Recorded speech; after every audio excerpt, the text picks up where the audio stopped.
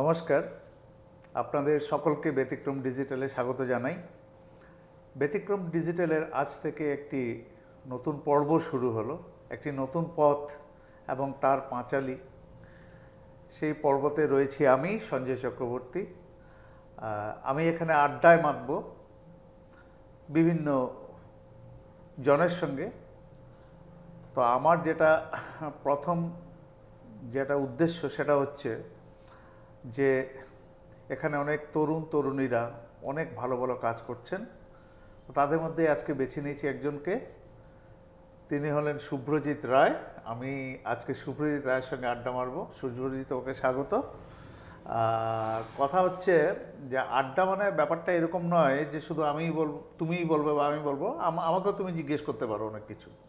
তো প্রথম আমি যেটা শুভ্রজিতের ব্যাপারে বলতে চাই, শুভ্রজিতের সঙ্গে আমার প্রথম পরিচয় হয়েছিল সকালবেলার অফিসে। তার তখন দীর্ঘ চুল ছিল, মানে কি বলে আজানুলম্বিত কেশ যাকে বলা যায়। তো প্রথম দর্শনেই আমার খুব ভালো লেগেছিল যে একদম নতুন একটি ছেলে, একটি নবীন, একজন তরুণ এই সাংস্কৃতিক জগতে এসেছে, এটা আমাদেরই প্রাপ্য। তো শুভ্রজিৎ কি করে সেটা আমি প্রথমে বলে নিই। শুভ্রজিৎ ছবি তোলে, শুভ্রজিৎ নাটক পাগল। মানে গুয়াহাটি শহরে এমন কোনো নাটক নেই যে সে দেখে না, কোনো সাংস্কৃতিক অনুষ্ঠান সে বাদ দেয় না পারতপক্ষে। তার একটি নিজস্ব চ্যানেল আছে, বিং রিদমেক্স। তারও 2 বছর হয়ে গেল, 2 বছর না, 2 বছর হয়ে গেল। শুভ্রজিৎ সাংবাদিকতা করে, ফ্রিল্যান্স জার্নালিজম যেটাকে বলি।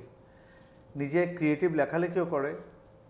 ওর একটি নাটকও লিখেছিল সে তার স্কুলের জন্য, সেখানে মঞ্চস্থ হয়েছিল। শুভ্রজিৎ আবার কিন্তু কোর্সও লেখে, যেটা অনেকটা কবিতার পর্যায়ে চলে যায়। ওটিটি এবং সিনেমা নিয়ে তার পাগলামি আছে।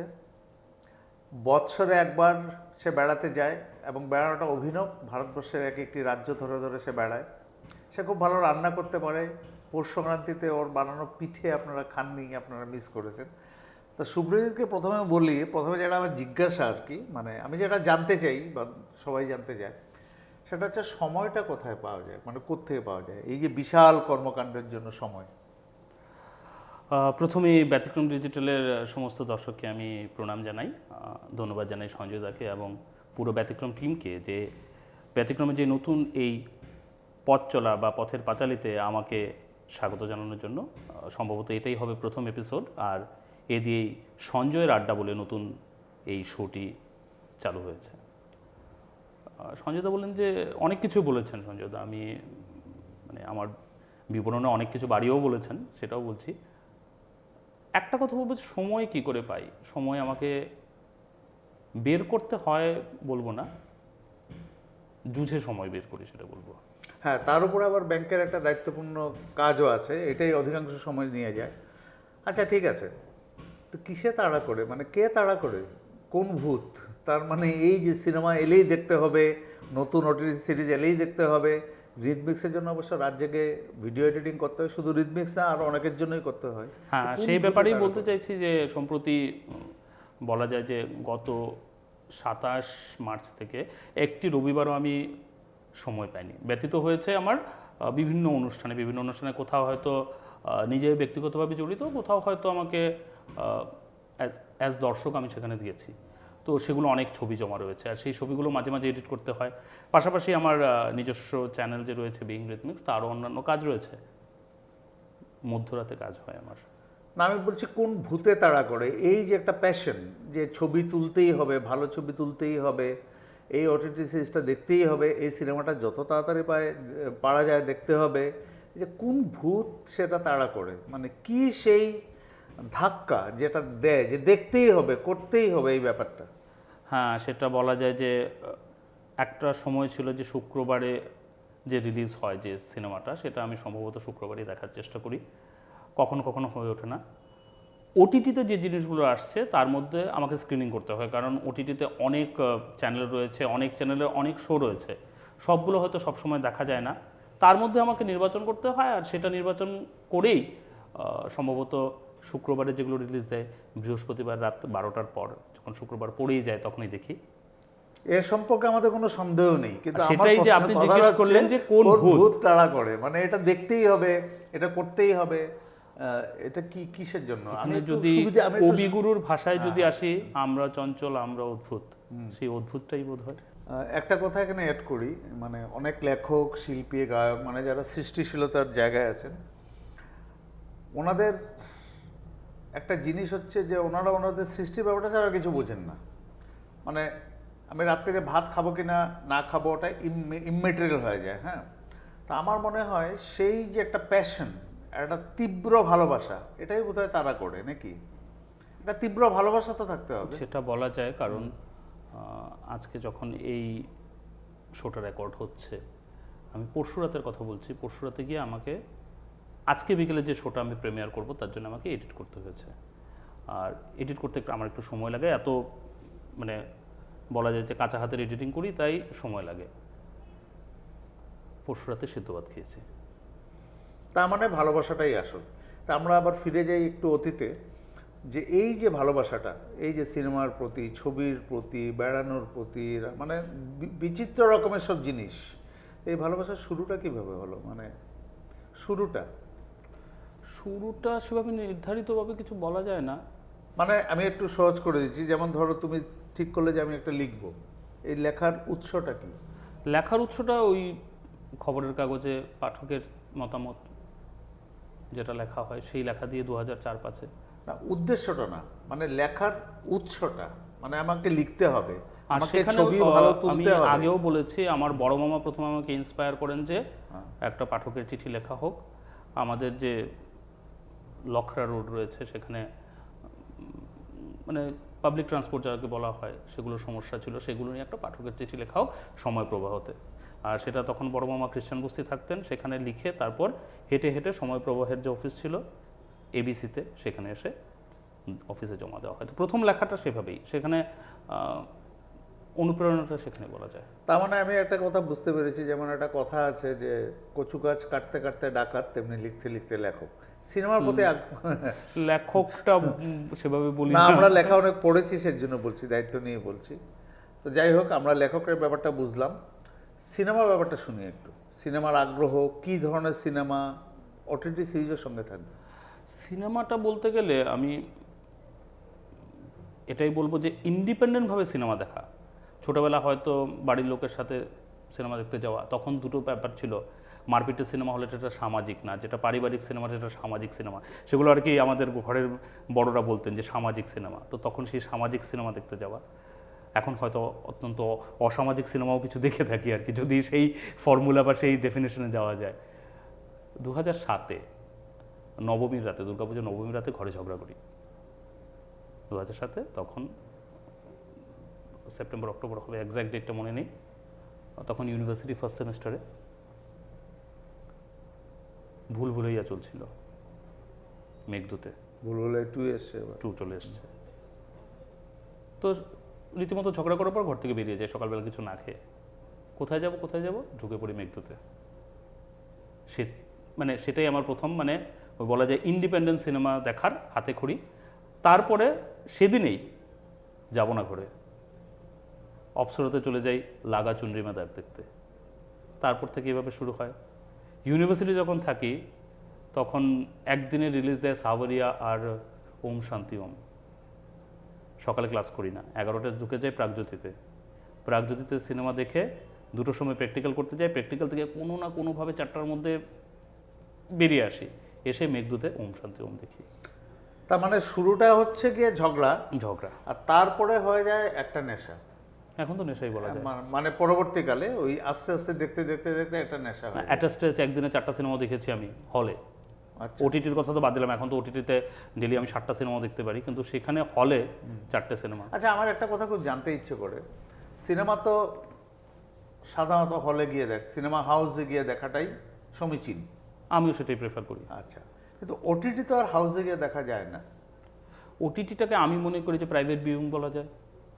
আমার যেটা ইচ্ছে হলো সেটাই। সিনেমাটা যে হাউসে গিয়ে দেখা যায়, কারণ বিগ স্ক্রিন, সাউন্ড, তার এভরিথিং ইজ ডিফারেন্ট, সব ডিফারেন্ট।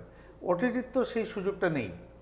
ওটিটি তো হয় সেলে বা ল্যাপটপে বা স্মার্ট টিভিতে দেখতে হবে। তো এই ব্যাপারটা কীরকম দেখো তুমি? তার মানে এই যে সিনেমা যে বিগ স্ক্রিনে দেখা, আর ওটিটিও এক ধরনের বড় সিনেমা বলা যেতে পারে, মানে যে সিরিজ যেগুলো। সময়তে আমি দেখতাম আইপিএলকেও কিন্তু মাল্টিপ্লেক্সে দেখানো হতো। আচ্ছা, একটা সময় যখন আইপিএল শুরুর দিকে আসে তখন মাল্টিপ্লেক্সে কিন্তু আইপিএল এর শো হতো, রাতের সিনেমা শোটা থাকতো না, যখন আইপিএল চলতো 7টা থেকে সেই আইপিএল এর শোটা কিন্তু দেখানো হতো। তো ওটিটির কি সিনেমা হাউসে দেখানোর কোনো সম্ভাবনা আছে? আমি টেকনিক্যাল ব্যাপারগুলো জানি না, না।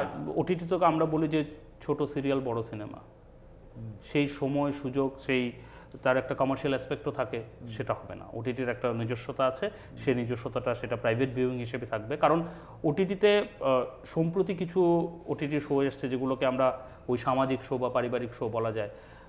অধিকাংশ শোতে কিন্তু সেই ভালগারিটি বা সেই বলা যায় যে ফাউল ল্যাঙ্গুয়েজ বা অ্যাবিউজিং ল্যাঙ্গুয়েজ সেগুলো থাকে, সেগুলো হয়তো জনসমক্ষে সবসময় দেখা যায় না। আচ্ছা, ওটিটির রমরমা যেটা, বা বাড়ান্ত, রমরমা বলবো না, রমরমা একটু ক্লিশে শব্দ, বাড়ান্ত যেটা, সেটা কি তার সেন্সরশিপ নেই বলে, মানে সেন্সর থাবা নেই বলে, মানে অনেক কিছু খুব রিয়েলভাবে দেখানো যায়? সেটা ক্রিয়েটার্স, সেটাকে বলা যায় যে ক্রিয়েটার্স লিবার্টি, আমি সেটাই বলি। Creators liberty. গান্ডু বলে একটা ছবি এসেছিল, সেটা বিভিন্ন ফেস্টিভ্যালে যায়। আচ্ছা, একটা পয়েন্ট পরে কি হয়, গান্ডুকে ব্যান করা হয় ইউটিউব থেকে। আজকে তো গান্ডু ওটিটিতে আছে বিভিন্ন জায়গায়। সেই সিনেমাটা ভালো মন্দ কতটুকু অ্যাবিউজিভ আমি সেদিকে যাচ্ছি না, সেখানে একটা ক্রিয়েটার্স লিবার্টি ছিল, সেটা হয়তো সবার সাথে দেখা যায় না। আচ্ছা, আরেকটা জিনিস আমার জানতে ইচ্ছে করে, আমি জানি না, এর জন্য জিজ্ঞেস করছি, যে অনেক সিনেমা বা অনেক সিরিজের উপরে লেখা থাকে 16+, তারপর লেখা থাকে gore, violence, sexual abuse, foul language, এগুলো কেন লেখা থাকে? এগুলো তো ক্লাসিফিকেশন অফ এজ, কোন এজ গ্রুপটা দেখতে পারবে সেটাই। না, এখন তো ওই এজ গ্রুপের সমস্যা নেই। কিন্তু ওটিটিতে তো সেখানে ফর কিডস বলে একটা অপশন থাকে। এখন যারা ওটিটিতে চালাচ্ছেন, একটি বাচ্চার সেই অবস্থা থাকবে না যে সে সেটা সাবস্ক্রাইব করছে তার প্যারেন্টস। প্যারেন্টসকে কিডস ভিউয়ের অপশনটাকে রাখতে হবে যে কোনটা কোনটা দেখা যায়। আমরা যখন ইউটিউবে কোনো ভিডিও একটা আপলোড করি তখন সেখানে লেখা থাকে যে মেড ফর কিডস, সেই অপশনটা চুজ করতে হয়। আচ্ছা, আমাদের সময় ববি জুলি দেখতে বাড়ির ছেলেমেয়েদের দেখতে নিয়ে যাওয়া তো হতোই না, এবং কি ওই গেটের সামনে গেটকে বেড়ে আটকে দিত, বলতো তোমার গো ফুটেনি, তুমি দেখতে পাবে না। এই জিনিসটা কি এখনো কন্ট্রোল করা যায়? মানে ওই যে কিডসের ব্যাপারটা বললে, মানে বাচ্চারা কি দেখবে না দেখবে কন্ট্রোল করা যায়? সেটা তো এখন ওয়াইন শপের সামনে 21 ইয়ার্সের একটা বোর্ড লাগানো থাকে। সমস্যা সেটা কি হচ্ছে না, সেই সার্ভেটা তো বলা যায় না কতটুকু সাকসেসফুল। তুমি যেটা বললে তোমার সিনেমার নেশাটা 2007 থেকে শুরু, ওই বাড়িতে ঝগড়া করা পড়েছে, তার আগে কি সিনেমা দেখতে না? মানে বাড়িতে দূরদর্শনে সেটা অবশ্যই হতো, হলে গিয়ে দেখতে না? শুক্রবার শনিবার সেটা হতো, হলে গিয়ে সেই সম্ভাবনাটা আমাদের কম ছিল, সম্ভাবনাটা কম ছিল। তা 2007 থেকে আজকে 2022, তুমি সিনেমার কোনো পরিবর্তন দেখেছো কি তার শরীরে, উপস্থাপনায়? অবশ্যই ভুলভুলাইয়া 1 আর ভুলভুলাইয়া 2 এর মধ্যে একটা, যদি আমি সেটাই বলি, ভুলভুলাইয়া 1 এর যে চার্মটা ছিল সেটাকে একটা রিপিটেটিভ ওয়াচ বলে আমি মনে করি অনেকবার দেখা যায়, কিন্তু ভুলভুলাইয়া 2 কে আমি ওয়ান টাইম ওয়াচ বলবো। সেটা কি খারাপের দিকে যাচ্ছে না ভালোর দিকে যাচ্ছে? যার যা নিজস্বতা আছে, কিন্তু সেই ভুলভুলাইয়া 1 এর সাথে যদি আমি ভুলভুলাইয়া 2 কে কম্পেয়ার করি, সেটা মানে হয় না সেভাবে। সাধারণত কি দেখা যায় 1টাই সবসময় ভালো হয়? আশিকি 1, আশিকি 2? আশিকি 2 তো না, একটা সময় আছে আশিকি 2 যে মিউজিক হয়েছে সেই মিউজিকটা কিন্তু আশিকি 1 এর মতোই কিন্তু এখনো চার্মিং। আচ্ছা, প্যাটার্নটাকে এখন যদি সিকুয়েল বলা হয়, সিকুয়েলের একটা গ্যাপ দরকার, সেই গ্যাপটাকে যেভাবে স্টোরি লাইনে যেভাবে টানতে হয় সেভাবে যেটা আশিকি 1 আশিকি 2 করতে পেরেছে, সেটা ভুলভুলাইয়া 1 ভুলভুলাইয়া 2 করতে পারে। ওকে, আমার জানা মতে তুমি কোনো সিনেমায় মিস করো না? চেষ্টা করি। হ্যাঁ, কোনো সিনেমায় মিস করো না। তো সিনেমার এখনকার দিনের ফ্লেভারটা কি? কন্টেন্ট, প্রেজেন্টেশন, না কি ব্যাপারটা? ডেফিনেটলি কন্টেন্টটা সময় উপযোগী, আমি সেটাই বলবো। কারণ আজকে বাসু চ্যাটার্জি বা শক্তি সামন্তের যে সময়ের যে ছিল, সেটা সেই সময়ের ডিমান্ড ছিল। আজকে অনুরাগ কাশ্যপ বা বিক্রমাদিত্য মোটওয়ানি যারা বানাচ্ছেন, বা তার থেকে যদি এগিয়ে যদি আরেকটু যাওয়া যায়, বাংলায় যদি বলি, আমি যদি বলি সৃজিত মুখার্জির যেগুলো কাজ হচ্ছে, ঋতুপর্ণের যে কাজগুলো ছিল, বা সম্প্রতি অনিক দত্তের যে কাজ, সেটা সময়ের ডিমান্ড। সেটা তপন সিনহার সময়ে যে ডিমান্ডটা ছিল সেই সময়ের ডিমান্ড ছিল। বা বাংলা ছবি এক সময় কিন্তু প্রায় বন্ধ হয়ে গিয়েছিল, লোকে হলে বন্ধ করে দিয়েছিল, তখন অঞ্জন চৌধুরীর শত্রু সিনেমাটা দিয়ে কিন্তু আবার একটা নতুন ধরনের দর্শককে, স্বপন সাহার সিনেমা, হ্যাঁ, স্বপন শাহ সিনেমা। মানে সেগুলোকে ব্লকবাস্টার বলা চলে সেই সময়। স্টোরি লাইন যাই থাকুক, যেমনই থাকুক, মানুষ হলমুখী হয়েছিল। আচ্ছা, তো তুমি যে বলছো যে সময়ের ডিমান্ড অনুযায়ী চলে, যেমন এককালে প্যারালাল সিনেমা ছিল যাকে আমরা আর্ট ফিল্ম বলতাম, পয়সার কনস্ট্যান্টের জন্য আজকাল সেটার নাম হয়েছে রিয়েলিস্টিক। রিয়েলিস্টিক ফিল্ম, যেমন দিবাকর ব্যানার্জি, অনুরাগ কাশ্যপ ওরা এসছেন। তো আমি একটা কথা বলতে চাই যে তোমার কি কখনো মনে হয় যে এই সময়ের কোনো সিনেমা একটা অল টাইম ক্লাসিক হতে পারে, মানে সব সময় দেখা যেতে পারে? যেমন আমি উদাহরণ দিয়ে বলছি যে আমার সত্যজিতের চারুলতা, বা ধরো টার্কোভস্কি স্যাক্রিফাইস, অল টাইম, বা অনেক নাম করা যেতে পারে, আমি জাস্ট দুটো নাম বললাম। অল টাইম ক্লাসিক্স হওয়ার মতো সিনেমা কি আছে? মানে জাস্ট একটা এটা অনেকের ভিন্ন মত থাকতে পারে। তোমার মতটা জানতে চাইছি, তুমি কি ভাবো?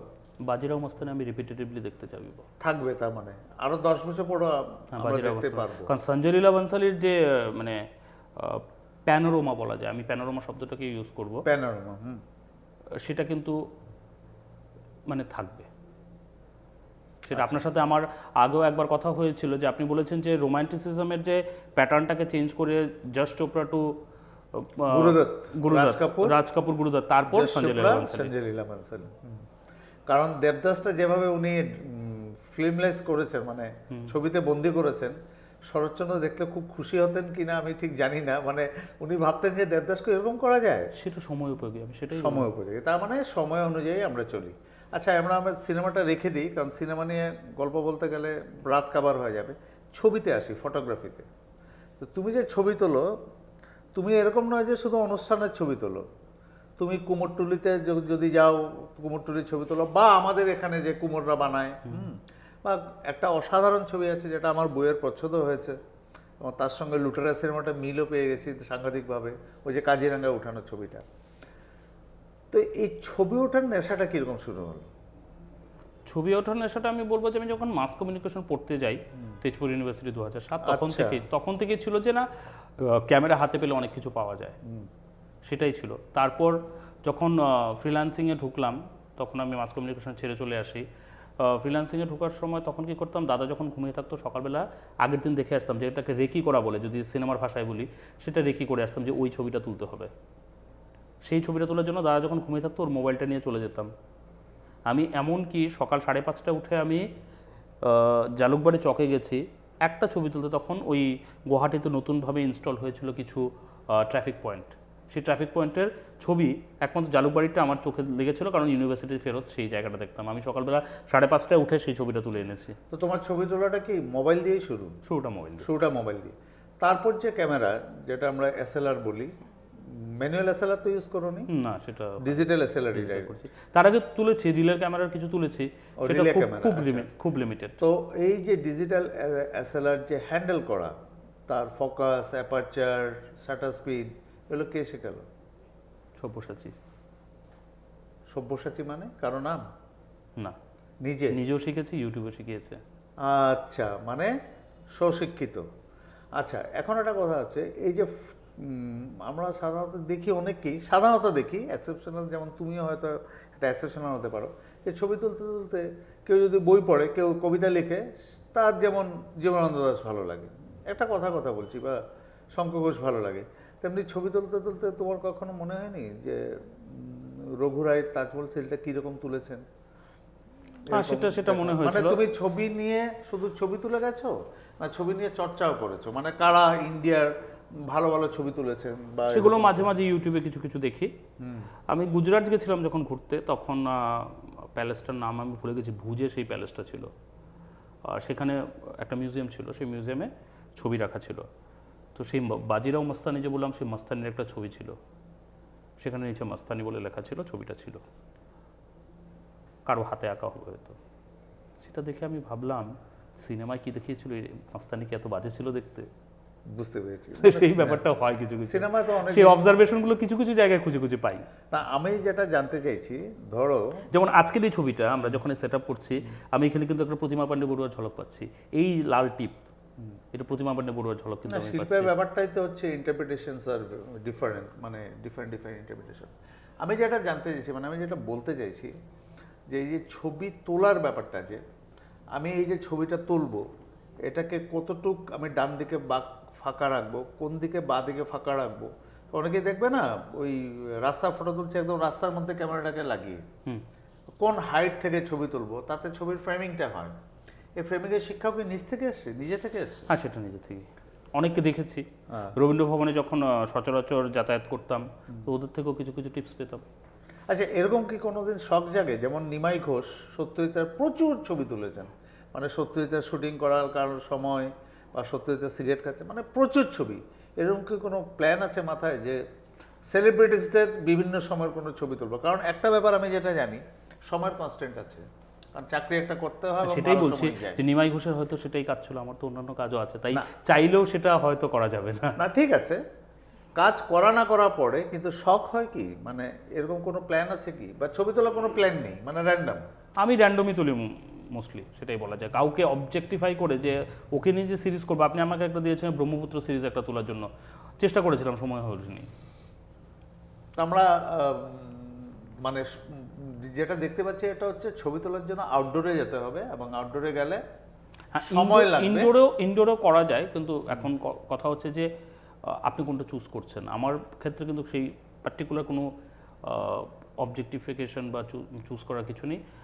মোস্টলি আমি ইনডোর করেছি মঞ্চের ছবি, তার বাইরে যখন ঘুরতে যাই, যেখানে যা চোখে পড়ে মনে হয় যে সেটা তোলা যায় সেটাই তুলি। আচ্ছা, যার জন্য আমি মনে করি যে মোমেন্টস ছবি, সবাই বলে যে ছবি মানে একটা কোনো একটা চৌকো একটা জিনিসের মধ্যে কিছু একটা অবজেক্টিফাই করা। আমার জন্য সেই মুহূর্তটা, যে সেই মুহূর্তে এই যে একটি পাতা আমি পেয়েছিলাম কাজিরাঙ্গাতে, সেটা মুহূর্ত। এই মুহূর্তে আরেকটা কথা বলছি আমি, বলো, তারপর আমি কথা। মাজুলিতে গেছিলাম রাসের সময়, 2013-14 হবে হয়তো। সেই মাজুলির রাসে আমার সহযাত্রী ছিল জোরহাট থেকে একজন, সে তখন ইঞ্জিনিয়ারিং পড়তো। ডিব্রুগড় থেকে আরও দুজন ফটোগ্রাফার এসেছিল। তখন মাজুলিতে যখন আমরা একটা জায়গা থেকে আরেকটা জায়গায় যাই, সেখানে মানুষ রাস হয়, ভাওনা যেটাকে আমরা বলি। আমাদের মানে নলবাড়ি বা ভাওনা, লোয়ার আসামে সেখানে কি হয়, পুতুল রাস হয়, আপার আসামে মানুষ রাস হয়। সেই মানুষ রাসের ভাওনা দেখতে গেছিলাম। আচ্ছা, তখন যখন ফিরছি, রাত তখন 2টো, পূর্ণিমার চাঁদ, শিশির ভেজা সেই ধান ক্ষেতের উপর কিছু জোনাকি উঠছিল, একটি মাত্র গাছ ছিল। তখন আমরা সেই মাঝরাতের রাস্তায় 2টোর সময় দাঁড়িয়ে আধ ঘন্টা সেই এনভায়রনমেন্টটাকে ফিল করেছি ছবি তোলার জন্য। সেটাই মোমেন্টস। আমি বললাম যে পরবর্তী সময় যে ডিব্রুগড়ের যে ফটোগ্রাফার ছিল, ওর ছবিটি পরদিন সকালেই ডিব্রুগড় ইউনিভার্সিটির গেস্ট হাউসে সেটাকে ফ্রেম করার জন্য অর্ডার পেয়ে যায়। আচ্ছা, এই মোমেন্টসে যদি আসে, আমার একটা জিজ্ঞাসা আছে, সেটা হচ্ছে ওই যে তুমি বললে না, ওই যে রাত অমুক তমুক একটা মোমেন্টস, ওই মোমেন্টসের জন্য তুমি প্রচুর সময় পেয়ে গেছো, কিন্তু হ্যাঁ, মানে ওই মোমেন্টসটা কিন্তু অনেক সময় ধরে রয়েছে, তার ফলে তুমি নানান ধরনের অ্যাপারচার স্পিড, শাটার স্পিড এগুলো করে তুমি তুলতে পেরেছো। কিন্তু যখন তুমি হঠাৎ এমন একটা মোমেন্টস পেলে যেটা হয়তো 1 মিনিটের কমও থাকলো না, কালকে হয়েছে। তখন তুমি ওটাকে কিভাবে তুলবে? কালকে তুমি তখন হয়েছে, ম্যানুয়ালি যাবে না কালকে হয়েছে বা হয়নি, ফোকাসিং এর ব্যাপার বলছি না, কালকেই সময় হয়নি। কালকে যখন সিনেমা দেখছিলাম, ক্লাইম্যাক্সে যে একটা সিন ছিল, আমি ভেবেছিলাম যে স্ট্যাটাস দেওয়ার সময় এই সিনটাকে তুলবো। মানে অনেক ছবিতে যে ফিমেল প্রোটাগনিস্ট ছিল, ও ফ্ল্যাগটা নিয়ে, ও বক্সিং চ্যাম্পিয়ন হওয়ার পর ফ্ল্যাগটা নিয়ে এমনভাবে দাঁড়িয়ে থাকে, আমি ভেবেছি এই ছবিটাকে তুলবো। মোবাইলটা মানে রেডি করতে করতেই মোমেন্টটা চলে যায়। তো এরকম অনেক মোমেন্ট মিসও হয়, অনেক মোমেন্ট মিস হয়ে যায়। আচ্ছা, ছবি তো অনেক হলো, এবার এক্সিবিশন কবে হবে? এখনও নিজেকে সেই পর্যায়ে মনে করি না যে আমি গেছি বলতে। না, এটা তো শিল্পীর একটা কি বলে, যারা ক্রিয়েটিভ মাইন্ড তারা সবসময় খুঁতখুত থাকে। ছবি তুলেছি প্রায় 5 লাখ 5.5 লাখ, ছড়িয়ে ছিটিয়ে আছে। সেটাকেও একসাথে সংগ্রহ করা, সেটাও আমার জন্য একটা দুর্বিষহ কাজ হবে, কারণ আমি জানি আমাকে অনেক এটাকে খুঁজে বের করতে হবে। 5 লাখ 5.5 লাখ ছবি? হ্যাঁ, আছে।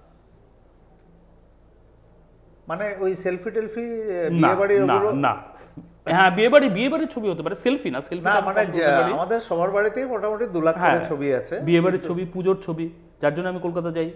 পুজোতে কলকাতা যাওয়া একমাত্রই যে পুজোর ছবি, কারণ কলকাতার পুজোর সেই যে চার্ম, সেই যে চারুকলা বা শিল্প যেটা বলা যায়, সেটা অন্য কোথাও হয়তো পাওয়া যাবে না। সেই জন্য মানে আমার পুজোতে কলকাতা যাওয়া হয়। সেটা তো 100 বার, সেটা অন্য কোনো জায়গায় পাওয়া যাবে না। সে কলকাতার পুজোতে গেলেই কমসে কম 5,000 ছবি চলে আসে। না, আমি সেটা বলিনি, যে 5-5.5 লক্ষ যেটা, সেগুলো তোমার তোলা ছবি। হ্যাঁ, আর বাকি দিলে তো 7 লাখ 8 লাখ হয়ে যাবে। না, আমার তোলাই। আচ্ছা, তোমার তোলা ছবি দেখে আমার মনে হয় তোমার একটা এক্সিবিশন খুব করা দরকার।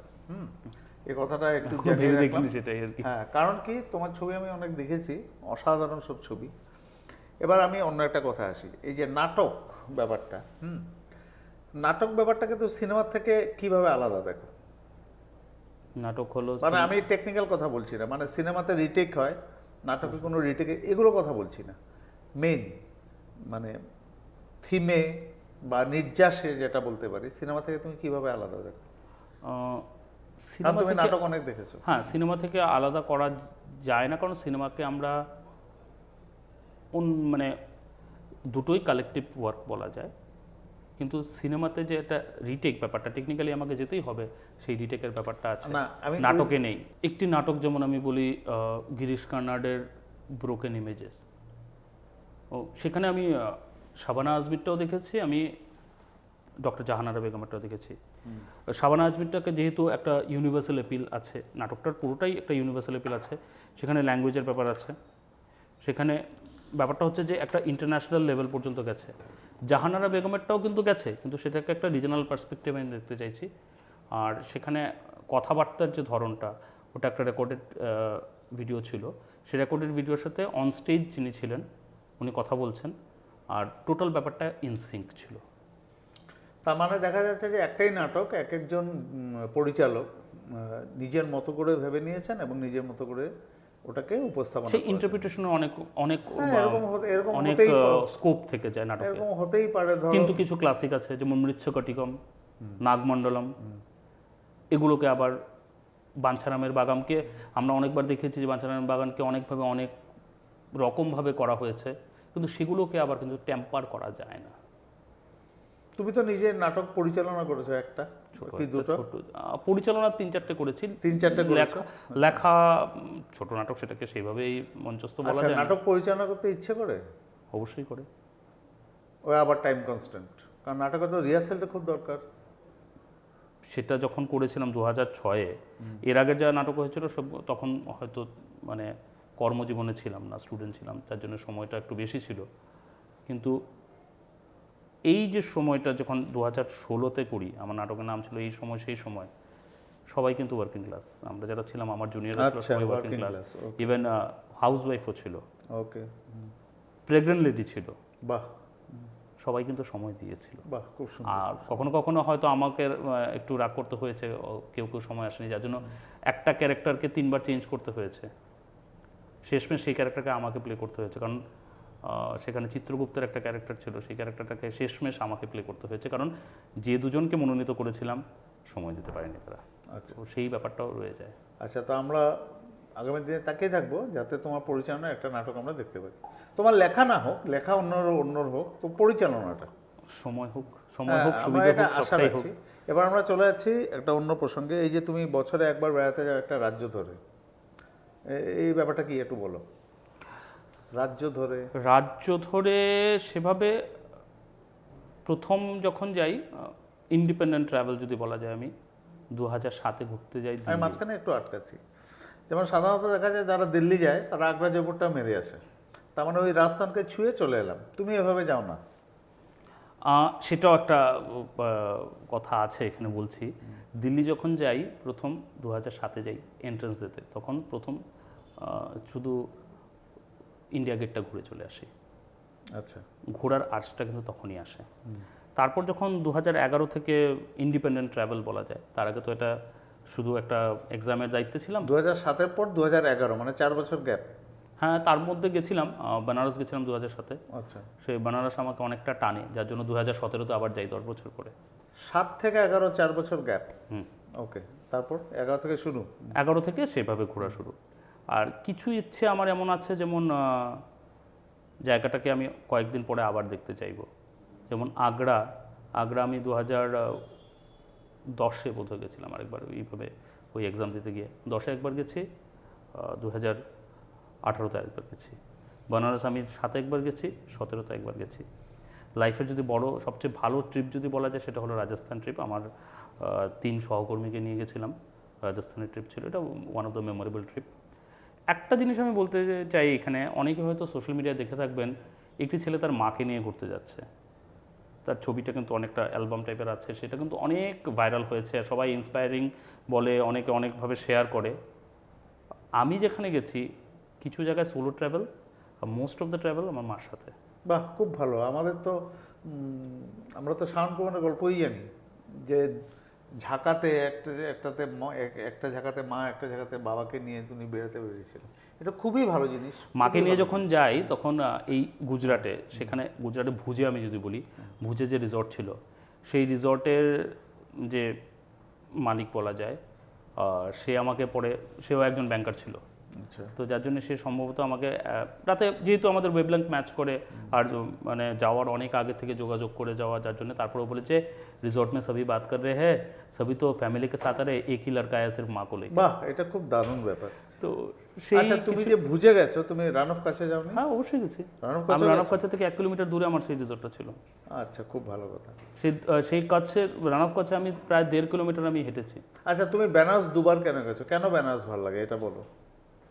কিছু না পাওয়ার ইচ্ছে, কারণ আমি বেনারসে অ্যাডমিশন নিতে গেছিলাম বিএচুতে, সে না পাওয়ার ইচ্ছেতে প্রথম সেই 2007-এ গিয়ে শহরটাকে ভালো লাগে, তারপর এর জন্য আবার যাই একটু। আমি একটু শেয়ার করি, বেনারস আমার খুব ভালো জায়গা, আমি একবারে গেছি। বেনারস যাওয়ার আমার কেন ভালো লাগে জানো তো?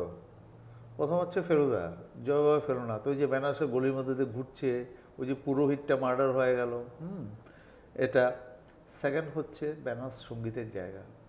ওই যে বিসমিল্লাহ খান মনে হবে যে কোনো বাড়ির উপরে বসে সানাই বাজাচ্ছেন, রবিশঙ্করের জন্ম। তারপর সেই ঘাট, সেই শ্মশান যেখানে চিতা নেভেই না বলে, মণিকর্ণিকা ঘাট, দশাশ্বমেধ ঘাট। তো বেনারসটা এর জন্য গেলে মনে হয় যে আমি কোথায় যেন এসে গেছি, কোনো একটা প্রাচীন সভ্যতার মাঝখানে, এরকম ভালো লাগে। বেনারস যাওয়ার ইচ্ছে আমার আছে, শুনেছি। কারণ বেনারস আমি গেছি প্রথম যখন তুমি গেলাম, গেছো না পাওয়ার ইচ্ছে? না পাওয়ার ইচ্ছে মানে অ্যাডমিশন ছিল, কিন্তু তাদের কন্ডিশনের জন্য আমি নিতে পারিনি। ওরা বলেছিল 1 মাস পুরো ডকুমেন্টস সব জমা দিতে হবে। তার জন্য কি আমি অন্য ওটা কি জায়গায় পড়া ছিল? মাস কমিউনিকেশনের জন্য গেছিলাম। ও, তারপরে তুমি তেজপুরে পড়লে? তেজপুরে পড়িনি, তেজপুরে চলে আসছি।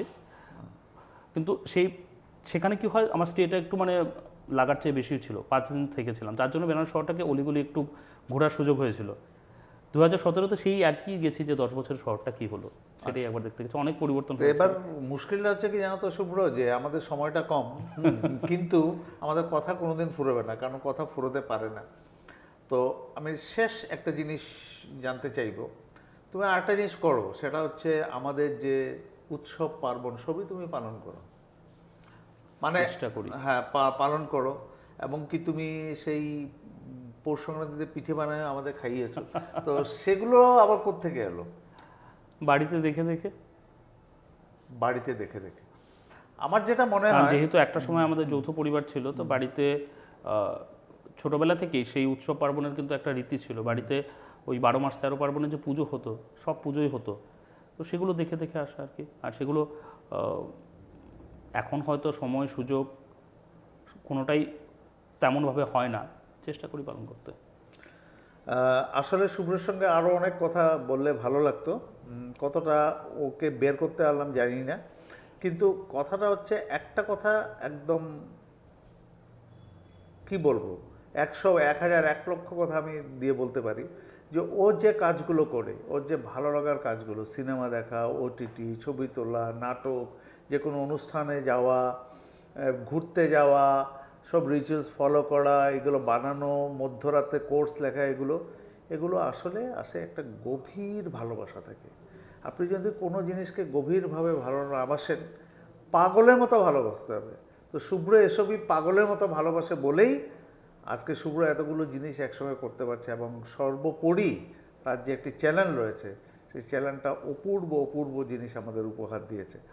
আড্ডায় সঞ্জয়ের কথাটা বলতে গিয়ে ওই আড্ডা শব্দটা থেকে আমার আগন্তুক সিনেমার কথা মনে পড়ে গেল, যেখানে রবি ঘোষের চায় এক চুমুক দিয়ে বলছেন উৎপল দত্তকে, আর একটা জিনিস বাঙালির আছে, সেটা একদম নির্ভেজাল বাঙালির, সেটা মানে বাঙালির কি বলে, সোললি বাঙালির। তো কী সেটা বলে? আড্ডা। উৎপলদত্ত বলেন, আই ডিফার উইথ ইউ, আজ থেকে 2,500 বছর আগে গ্রিসে আখড়া ছিল, জিমনেশিয়াম, ওখানে কসরত করা হতো এবং আড্ডাও দেওয়া হতো, মানে চিন্তা চর্চা করা হতো উঁচু লেভেলের। তো যাই হোক, আমরা এখানে কসরতটা করলাম মুখের। শুভ্রকে খুব ভালো লাগলো। আমি জানি না, হয়তো আমার মধ্যে একটা পাগলামি আছে, হয়তো শুভ্রকে আমি আবার ডাকবো, হয়তো একটা বিশেষ কোনো একটা কিছু একটা নিয়ে কথা বলবো। তা আজ এতটুকুই থাকলো। আপনারা সবাই ভালো থাকবেন, শুভ্র ভালো থাকুক, আমরা শুভ্রর এই যে পাগলামিটা আজীবন থাকুক এই কামনা করে শেষ করছি। নমস্কার।